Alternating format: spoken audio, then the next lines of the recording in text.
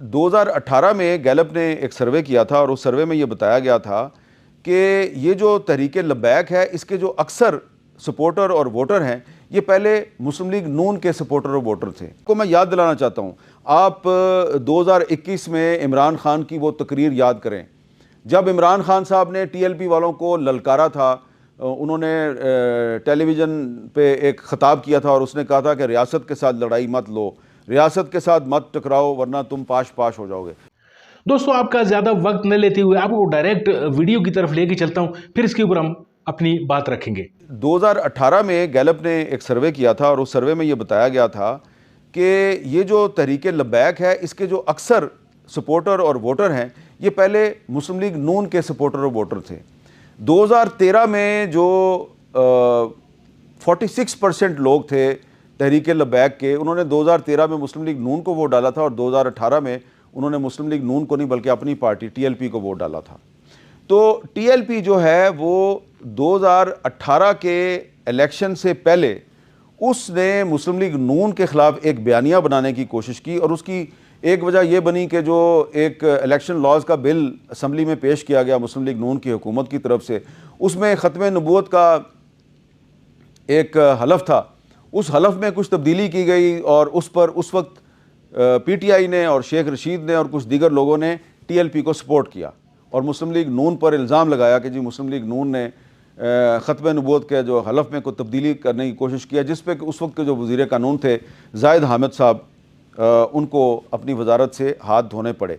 तो ये उस वक्त जो पॉलिटिकल पार्टीज़ थी उन्होंने ये एक बहुत बड़ी गलती की कि एक ऐसी मजहबी तंजीम को सपोर्ट किया जो कि सिर्फ एक मजहबी इशू जो है उसको वो एक्सप्लॉयट कर रही थी। और फिर उसके बाद क्या हुआ, फिर उसके बाद ख्वाजा आसिफ साहब जो हैं उन पर स्याही फेंकी गई, एहसन इकबाल साहब पे फायरिंग की गई, उनका एक हाथ ज़ख्मी हो गया, उनका जो बाजू है वो अभी तक सही तरीके से काम नहीं करता। फिर मियाँ नवाज शरीफ साहब जामिया नईमिया लाहौर गए, वहाँ पे उन पर जूता फेंका गया। ये सारी कार्रवाइयाँ जो हैं ये टीएलपी ने की या टीएलपी के वर्कर्स जो हैं उनसे करवाई गई। तो ये एक बैकग्राउंड है मुस्लिम लीग नून और टीएलपी के जो कशीदा ताल्लुकात हैं उसकी एक पूरी बैकग्राउंड मैंने आपको बताई है। तो ये टीएलपी वाले जो हैं इनसे ये डिस्कस किया जा सकता था कि भाई आपकी एक पूरी बैकग्राउंड है, आप जब भी सड़क पर निकलते हैं आप कोई तशद्दुद का रास्ता इख्तियार करते हैं, इसलिए हम आपको इस्लामाबाद आने की इजाज़त नहीं दे सकते। लेकिन क्योंकि मीडिया पर यह इशू जो है इसको ब्लैकआउट किया गया और मीडिया से कहा गया जी आपने इसको डिस्कस नहीं करना, लिहाजा टीएलपी को किसी ने कन्फ्रंट नहीं किया, ना मीडिया ने किया और ना ही हुकूमत ने किया। फिर आपको मैं याद दिलाना चाहता हूँ, आप 2021 में इमरान खान की वो तकरीर याद करें जब इमरान खान साहब ने टीएलपी वालों को ललकारा था। उन्होंने टेलीविज़न पे एक ख़िताब किया था और उसने कहा था कि रियासत के साथ लड़ाई मत लो, रियासत के साथ मत टकराओ वरना तुम पाश पाश हो जाओगे। ये इमरान खान साहब के अल्फाज थे।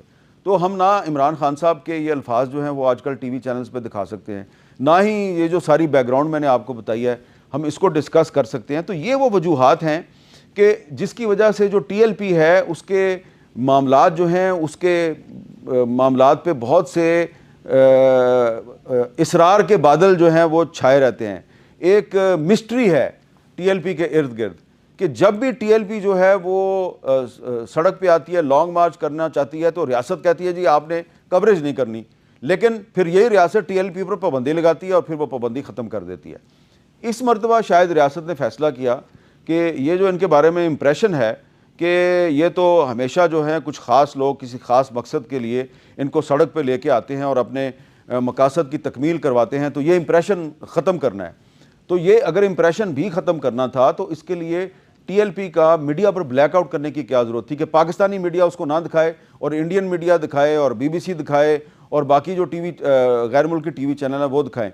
तो इस वजह से मैं समझता हूँ कि ये जो सारा इशू है, सारा मामला है, इस मामले की वजह से आपने टीएलपी जो है उसका लॉन्ग मार्च ख़त्म कर दिया, उसको आपने इस्लामाबाद नहीं आने दिया। अब पंजाब पुलिस जो है वो यकीनन अपनी कामयाबी के दावे कर रही है, लेकिन इसके साथ ही साथ जो एक और इसमें कैजुअलिटी हुई है वो पाकिस्तानी मीडिया की क्रेडिबिलिटी है, जो ऑलरेडी बहुत सी सेंसरशिप का शिकार है, जिसके बारे में लोग पहले ही बहुत से एतराज़ात करते हैं जी कि आप 6-7 टीवी चैनल्स के जो अहम एंकर्स हैं उनके शक्लें गायब हैं, वो उन पर पाबंदी लगा दी गई है, एक अनअनाउंस सेंसरशिप है पाकिस्तान के मीडिया पर। और अब लाहौर में और मुरीदके में लोग मारे जाते हैं, पुलिस वाला मारा जाता है और आप ना वो दिखाते हैं क्या हुआ।